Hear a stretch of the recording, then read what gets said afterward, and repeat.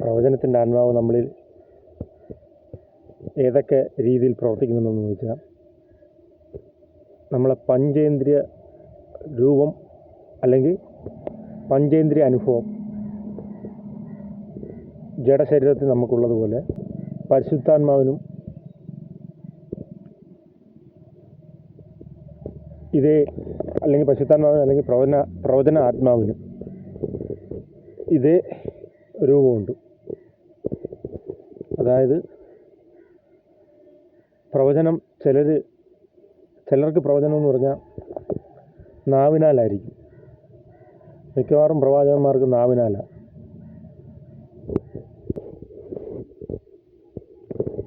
നാവിനാൽ എന്ന് പറയുമ്പോൾ മനുഷ്യൻ്റെ സംസാരം മാത്രമല്ല, വചനം പറഞ്ഞ ആദിയിൽ ദൈവം വചനമായിരുന്നു. അപ്പോൾ വചനം എങ്ങനെ അത് ശബ്ദരൂപത്തിലല്ലേ പുറത്തേക്ക് വരുന്നത് വചനം. അപ്പം ശബ്ദരൂപത്തിൽ ഒരു പ്രവചനത്തിൻ്റെ ഒരു മാർഗം അല്ലെങ്കിൽ ഒരു ഭാഗം ശബ്ദമാണ്.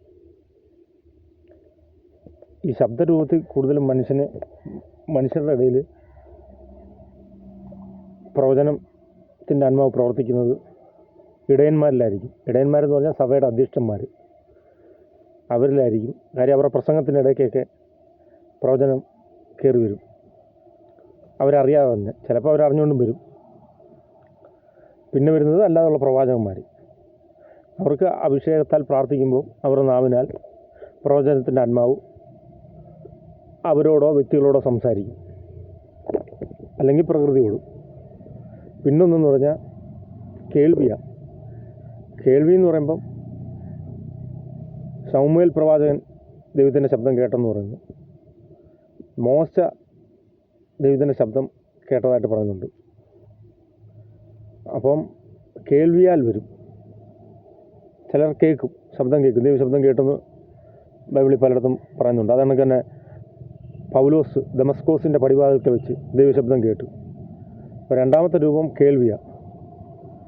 മൂന്നാമത്തെ രൂപം എന്ന് പറഞ്ഞാൽ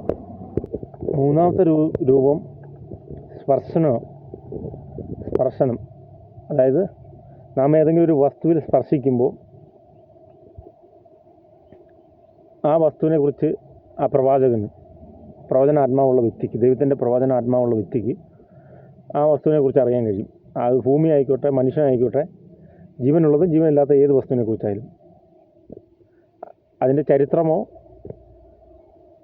അല്ലെങ്കിൽ അതിൻ്റെ ഭാവി കാലമോ അല്ലെങ്കിൽ ഇപ്പോഴത്തെ പ്രസൻറ്റ് കാലമോ, ഇത് മൂന്നും അറിയുന്നതിനാണ് യഥാർത്ഥത്തിൽ പറഞ്ഞാൽ പ്രവചനം എന്ന് പറയുന്നത്.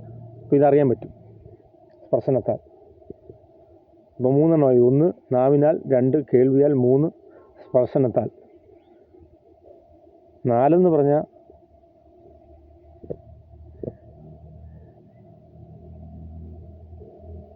നമ്മുടെ കാഴ്ചയെന്ന് പറയുമ്പോൾ പുറമേയുള്ള ദൃഷ്ടിയുണ്ട്, ആന്തരിക ദൃഷ്ടിയുണ്ട്. പുറമേ ഒരു വസ്തുവിനെ നമുക്ക് കാണുമ്പോൾ ചിലപ്പോൾ അതിനെക്കുറിച്ച് നമുക്കൊരു വെളിപ്പാടുണ്ടാവും. എന്നാൽ നമ്മളെ നമുക്കുള്ള അകക്കണ്ണുകൊണ്ട് നമുക്ക് പലതും കാണാൻ പറ്റും. അത് കാണുന്നത് ദർശനത്താൽ കാണാൻ പറ്റും. പെട്ടെന്നുള്ളൊരു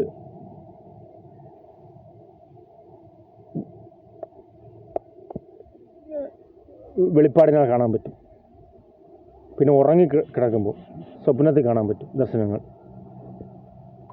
ഇപ്പം 4 അഞ്ചാമത്തേന്ന് പറഞ്ഞാൽ നമ്മളെ ഹൃദയമാണ്, മനസ്സ്. നമ്മളെ ഹൃദയത്തിൻ്റെ ചിന്തകളിലൂടെ നമുക്ക് ഒരു അറിവ് ലഭിക്കും. ഏതെങ്കിലും ഒരു വസ്തുവിനെക്കുറിച്ചോ വ്യക്തികളെക്കുറിച്ചോ ഒക്കെ നമുക്ക് അറിവ് ലഭിക്കും നമ്മളെ ചിന്തകളാൽ. വേറൊരു കാര്യം പറയാനുള്ളത്, ദൈവം എന്ന് പറയുമ്പോൾ സൃഷ്ടി മാത്രമല്ല, സംഹാരവും ദൈവത്തിൻ്റെ കയ്യിലായിരിക്കുന്നത്. സൃഷ്ടി, സ്ഥിതി, സംഹാരം, ഇത് മൂന്നും ദൈവത്തിൻ്റെ കയ്യിലാണ്. ദൈവം സൃഷ്ടിച്ചുകൊണ്ടേ ഇരിക്കുക മാത്രമല്ല, സംഹരിച്ചുകൊണ്ടേ ഇരിക്കുക ദിവസം തോറും. യേശു സ്നേഹമാണെന്ന് മാത്രം പറഞ്ഞു പഠിപ്പിക്കരുത്. യേശു സ്നേഹം മാത്രമല്ല, യേശു ഒരു പിതാവാണ്. പിതാവിന് എന്തിനുള്ള അധികാരമുണ്ട്? മക്കളെ ശിക്ഷിക്കാനുള്ള അധികാരമുണ്ട്.